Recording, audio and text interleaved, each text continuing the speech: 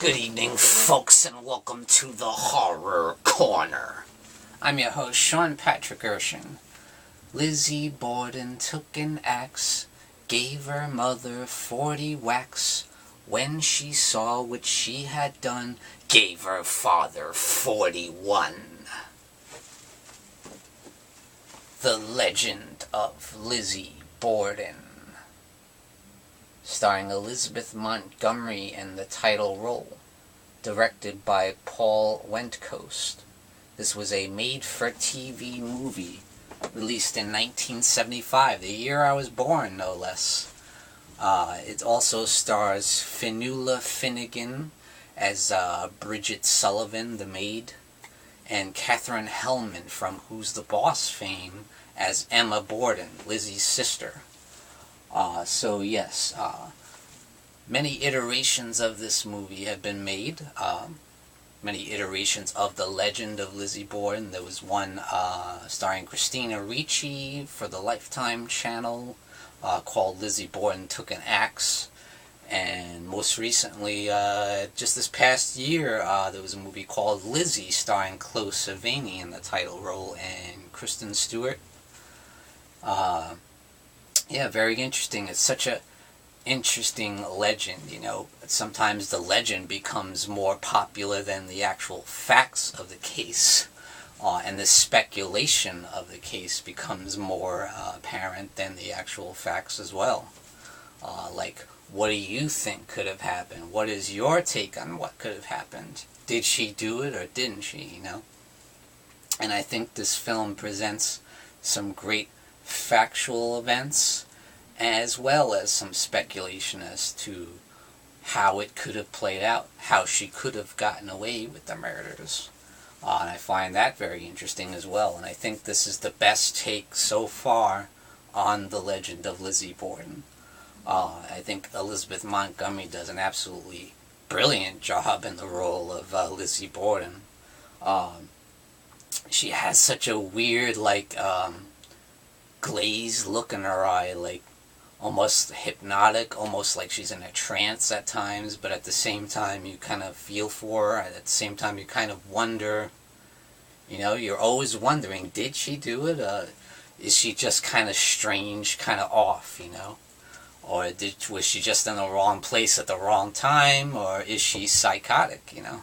Or does she have some kind of split personality? You never quite know, and that her performance really portrays that aspect very well. I think she should have got an Emmy. I believe she was nominated, but I don't think she got it. I think she deserved an Emmy, definitely, for her performance. I just think this is an excellent movie. I really enjoy watching it. And it does have some good horror elements, some strong horror elements, and a fantastic soundtrack, which is surprising for a television movie. And the soundtrack definitely has elements of horror in it, with some organ work and, you know, keyboard work and some straight piano stuff. Great stuff. Great performances all around. Like I said, Fionnula Flanagan, who's an Irish actress. She was in The Others, actually, with Nicole Kidman, another great movie. Does a great job as the maid. Bridget Sullivan, who was infamous in the trial, you know, and that's what we get. We get a lot of the courtroom drama involved in the case. I just find it so interesting how they just never had one shred of proof. And, you know, that's why, ultimately, she was released. Whether she did it or not, they never could prove anything. Because back then, forensic science was primitive, you know. And this was way, way back in the day, you know. They didn't have anything for forensics, you know. And there was not a trace of blood spatter on her dress that she wore right after the murders. And it's amazing because she was the only person in the house, and she's the only person that was ever suspected. There was no other suspects whatsoever. Just her, and she happened to be in that house when the murders took place. It's like, who else could it have been, you know? It's very interesting And I think I've thought about it quite a bit, like how it could have happened, what she could have done. And I think the way they play out the possible scenarios, and some dream sequences that Lizzie Borden has, some flashbacks that she has during the movie of the murders. Of course, the movie does portray Lizzie as being, spoiler alert, this is from 1975, being the killer. So they show what happened, that she actually burned the dress that had the blood spatter on it. And that when, like, right before she committed the murders, she stripped naked to nothing. And that she committed the murders while completely naked. Which also could explain the lack of blood spatter, because she just took a bath and the blood's gone, you know. She washed off all the blood, and, you know, there were no clothes because she wasn't wearing any. So that's an interesting take. But you wonder how it would have been today, you know, with today's forensic science, with today's police work, and the computer analysis that we have today, all the technology that we have at our hands today. This case would have played much, much differently, you know. And it'd just be interesting to see. But it still remains unsolved to this day, you know. They've never been able to go back and research all the details and come up with a valid conclusion, really. And yeah, Lizzie got off scot-free, completely. All charges were dropped. She was not convicted. She got to go home, you know.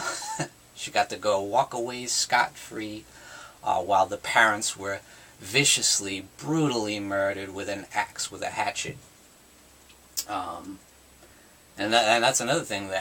There was a hatchet found in the basement, I believe, but there was no speck, no trace of evidence whatsoever.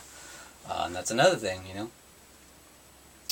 But obviously, she was the way the wounds were inflicted. It was obviously they was obviously struck by an axe-type weapon, you know, like 40 times, you know, multiple times, you know. This was a brutal, horrific murder, you know, as well as the mother, the father, and the mother. Yeah, so the first one to go was Andrew Borden, you know, and he's sitting there laying in his couch. The movie portrays that Lizzie told him, why don't you take a nap, you know, after you read your paper, and so he does. And that's when she goes down to the basement, takes her clothes off, comes back with the axe, and bam, bam, bam, you know. And then she goes up, and then she goes and washes off all the blood, and then goes back upstairs where the mother is, bam, bam, bam. Yeah, so it's very interesting. There's a lot of great drama. There's a lot of great courtroom scenes. It's a very thrilling film with thrilling performances all around. Elizabeth Montgomery, as I said, is fantastic.